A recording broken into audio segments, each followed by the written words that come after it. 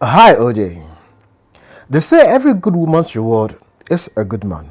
I believe that. I prayed for it. I lived for it. But now, I am the warning your mother should have given you. Because once upon a time, I was the wife every Ghanaian man wanted. And today, I am the kind of woman who will smile sweetly at you while I plant your distraction. If you think you can play with a woman's love and walk away freely, come and hear what my husband did to me and what I became because of it. OJ, my name is not as important as how hurt I am. And once upon a time, I was the kind of woman every Ghanaian mother prayed their son would marry. And the kind of woman men fasted and prayed to get. But now, I am the kind of woman men like my husband should run from.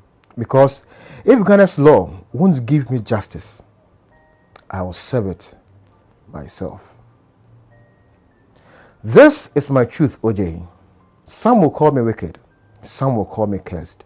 But maybe, just maybe, one good woman will hear me and be saved. I was that wife they called grateful, the loyal type, God-fearing, humble, and soft-spoken. I would wake up every day at 4:30 a.m. to prepare my husband's breakfast, cocoa and fresh bread from the bakery. By 5, I would be in the kitchen, wrapping his lunch of jollof and grilled chicken so he could take it to work in his office in Adabraka. Even when my knees were aching from sweeping the compound, I smiled because serving him was my ministry. And in the bedroom, OJ, I gave. I gave everything, my body, my trust, and my soul. I wasn't just a wife. I was a servant and love. My husband, my safe place, or so I thought. He was the kind of man who smiled in public and held me when no one was watching. The kind who wept like a baby when I told him I was pregnant with our first child. And I wept too. But only one of us was real. Then the whispers started in my neighborhood in Dansoman. I saw your husband at Vienna City. I saw him in a club in Osun with another woman. I laughed them off, not my husband. He came home early. He prayed before bed. He even picked my calls on the first ring. Then came our first antenatal appointment at Kolebu Teaching Hospital. He held my hands in the waiting room, OJ. He told me our baby would be beautiful. Just like that. Even the doctor smiled at us until the results came back. He called me in alone, sat me down, looked like a man with a confession he didn't know how to give. Have you been sick lately? The doctor asked. No, doctor. I feel fine. Then he said the words that hurt me till this day. You are HIV positive. I laughed, OJ. I had to. It had to be a mistake. I hadn't even had common malaria for over a year. But he repeated it slower and colder. They ran the test again, still positive, and I was still pregnant. He didn't tell my husband yet. He quietly took his blood for a routine testing. But the truth is, he already knew what he was looking for. When the results came, the three of us sat together. You are both HIV positive, the doctor said. I looked at my husband. He kept staring at the floor. Then the doctor added, his viral load is heavier. He had it first. And just like that, OJ, my life became a slow motion car crash. We drove home in silence along the ring road. My hands shook on the steering wheel. My stomach turned, my soul shattered. When we got home to our compound, I lost it. I screamed so loudly my neighbors came out. I threw plates, broke glasses, slapped him. He said it was just once. He said we were fighting. I stopped listening, OJ. I lost the baby. My body bled while my mind shouted. And as I watched the bath water in my bedroom turn red. And for a split second, I wondered if ending it at all would be easier than this pain.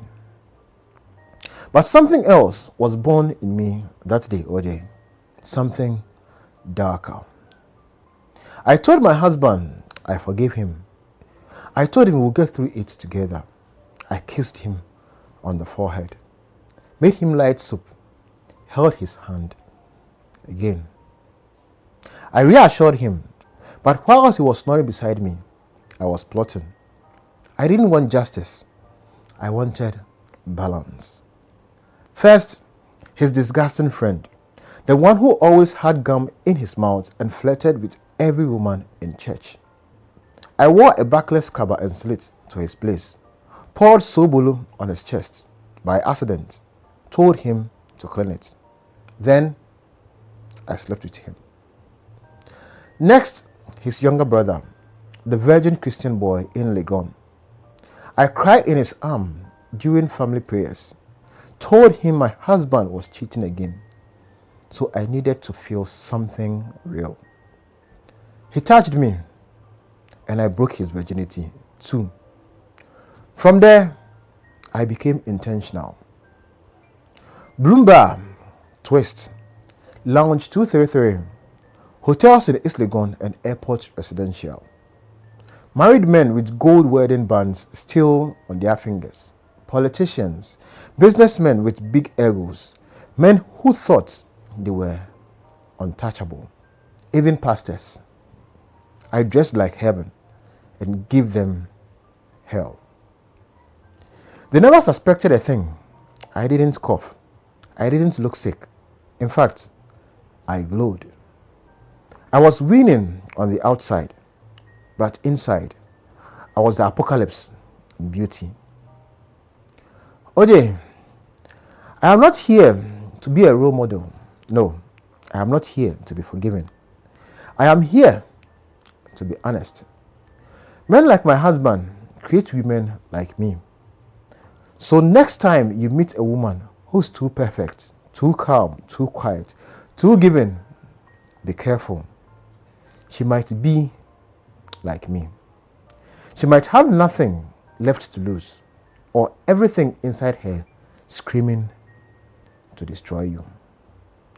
My name is Nancy, not her real name, and I'm still out there looking pretty, speaking softly, but carrying judgment for every man who take love for granted. And OJ, one day my husband came home with the worst karma you can imagine. I think he found out about his brother and his best friend. This is your anonymous OJ, and if you are new here, make sure you like and subscribe to the channel and tell somebody about your anonymous OJ. I'll see you in our next confession.